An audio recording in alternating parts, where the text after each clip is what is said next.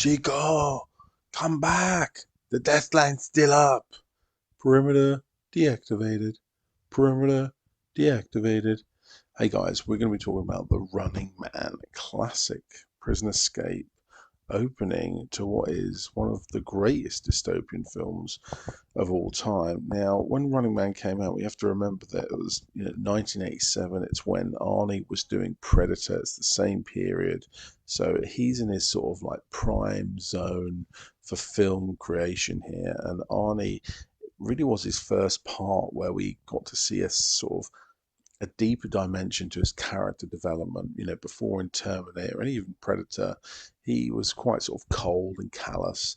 And in Running Man, there was much more of a sort of, intellectual side to him. The film was sort of a moderate box office success.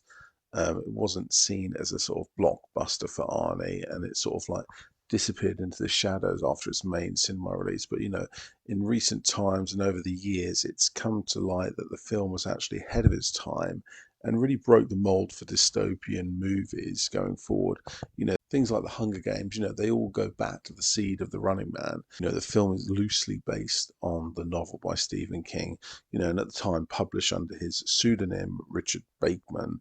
So there's a nice sort of like little nod to his sick, twisted mind, which is quite funny. But in this scene, especially, the opening, what we see Running Man is really impactful. The dystopian future is not complex. There's no sort of like, flying ships and lasers. It's just these horrible, police wardens with their gas masks, a bunch of, probably innocent men, doing hard labor, and then sort of like resistance fight. And I found this combination to be really simple and effective. And one of the sort of key drivers to the whole opening and the shock is this horrible collar around their neck where, the idea is that you escape the prison and your head gets blown off. As simple as that. And using the red and green, activation and deactivated was a really clean symbol for, a lot of, people who are watching the film think, red is bad, green is good. I get this. There's a simple nod there to sort of the basic technology coming out at the time with, Commodore, Amstrad, Atari. It's got that sort of digitized interface, pixel simplicity, which I love. You can imagine grabbing the keyboard out and them like hacking it in the field here against the wardens. It's got that realism to it. They've got their little satellite set up to get the signal out to the rest of the prison. It's believable.